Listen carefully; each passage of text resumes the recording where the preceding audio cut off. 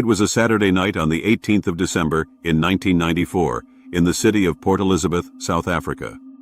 The air was thick with the warmth of the coastal summer.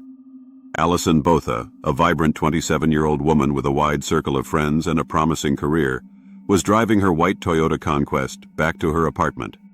She had just dropped off a friend and was looking forward to the quiet of her home. As she pulled into the parking area of her complex in the suburb of Humewood, she felt the usual sense of safety. But that safety was shattered in a split second. A man named Frans Toit suddenly appeared at her car window. Before she could react, he had forced his way into the driver's seat, wielding a knife. He told her to move over and stay quiet. He then drove a short distance to pick up his friend, Theuns Kruger. These two men had spent the evening looking for a victim, and they had chosen Alison. For the next hour, Alison was subjected to a psychological terror that is difficult to put into words. As they drove out of the city and toward the outskirts, she tried to talk to them. She tried to humanize herself, telling them about her life and her family, hoping to find a spark of empathy. But the men remained cold. They spoke over her, discussing what they were going to do to her as if she were a piece of meat. They told her they were going to take her to a place where no one would ever find her. They eventually reached the Noordhoek Plateau, a desolate and dark area overlooking the sea. The lights of the city were visible in the distance, a cruel reminder of the world that was moving on without her. The men dragged her from the car and into the bushes. There, they raped her repeatedly. Throughout the ordeal, Alison tried to remain calm, focused on the idea that if she complied, they might let her go. But the men had no intention of leaving a witness. Frans Toit told Kruger that they couldn't leave her alive because she had seen their faces. He began to stab her in the abdomen with a sharp knife. He didn't just strike once or twice. He stabbed her 37 times in total. Alison later described the sensation as a series of sharp, hot punctures. She could feel the blade entering her body, but her mind began to detach from the physical pain as a survival mechanism. She watched as he worked, noting that he seemed to be getting tired from the physical effort of stabbing her. Despite the massive internal damage, Alison was still alive and conscious. This seemed to anger Toit. He decided to make sure she was dead by cutting her throat. He grabbed her hair and pulled her head back with such force that her neck was fully exposed. He then took the knife and sawed into her neck 17 times. The blade went through the skin, the muscle, and completely severed her trachea. The only thing keeping her head attached to her body was her spinal column and some remaining skin at the back of her neck. Satisfied that no human could survive such an assault, the men dragged her deeper into the brush and left her to die in the dirt. As the sound of their car faded away, a profound silence fell over the plateau. Alison lay there, and for a short time, she felt herself slipping away into what she called black tunnels. She felt the cold night air entering her body through the hole in her neck instead of her mouth. But in that moment of absolute darkness, something inside her sparked. She looked up and saw a single bright star. She realized that she had a choice. She could lie there and wait for the end, or she could try to do something. She thought of her mother and how devastated she would be if her daughter simply disappeared. She tried to sit up, but her head immediately fell backward. The muscles that usually held it in place had been cut through. She realized that if she wanted to move, she would have to be her own surgeon. She reached up with one hand and grabbed her hair, physically pulling her head into an upright position and balancing it on the stump of her neck. With her other hand, she reached down to her belly. She could feel her intestines and other organs pushing through the 37 stab wounds.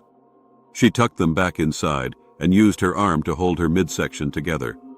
In this state, Alison began to crawl. She was losing an immense amount of blood, and her vision was flickering, but she moved toward the distant lights of a road. Every few feet she would collapse from exhaustion and the sheer impossibility of what she was doing. At one point she stopped and used her finger to write the names of her attackers in the sand.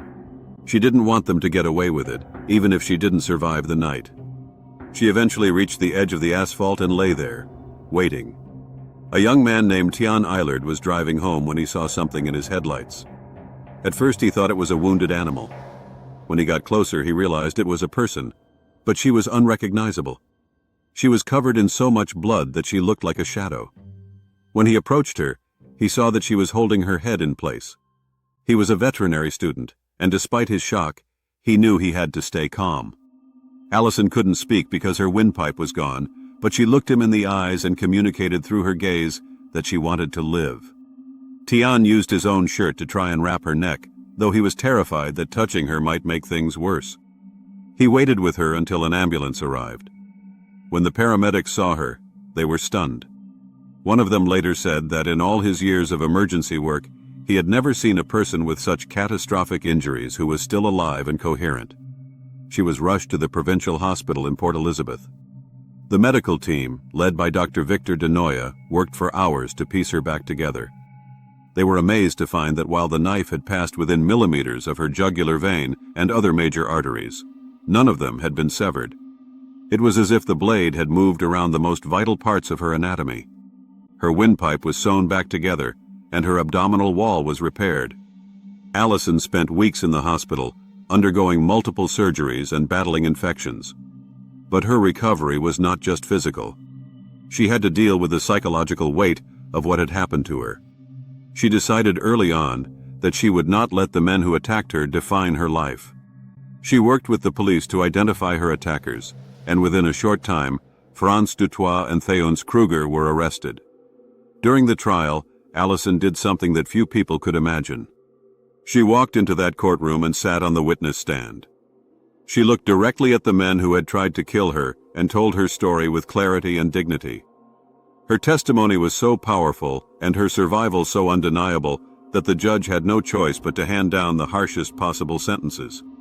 Both men were given life in prison, with no chance of parole for many years. In the years following the attack, Alison's life took a path she never could have expected. She wrote a book titled I Have Life, which became a bestseller and provided hope to thousands of people. She began traveling the world as a motivational speaker, sharing her message that we are not defined by what happens to us, but by how we choose to respond. She often told her audiences that she was not a victim, but a survivor. Against all medical odds, Alison also became a mother. Because of the extensive damage to her abdomen, doctors were unsure if she could ever carry a child. However, she eventually gave birth to 2 healthy sons, Daniel and Matthew. For her, they were the ultimate proof that life is stronger than death.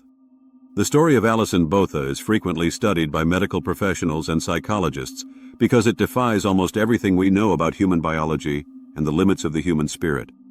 She lived through a night that should have ended her life a dozen times over.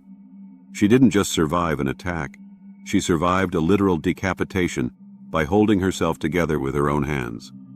Today, she continues to live in South Africa, a living example of the fact that even in the deepest darkness, there is a light that cannot be put out. She remains a symbol of the power of choice and the incredible, unbreakable will of a woman who simply refused to die.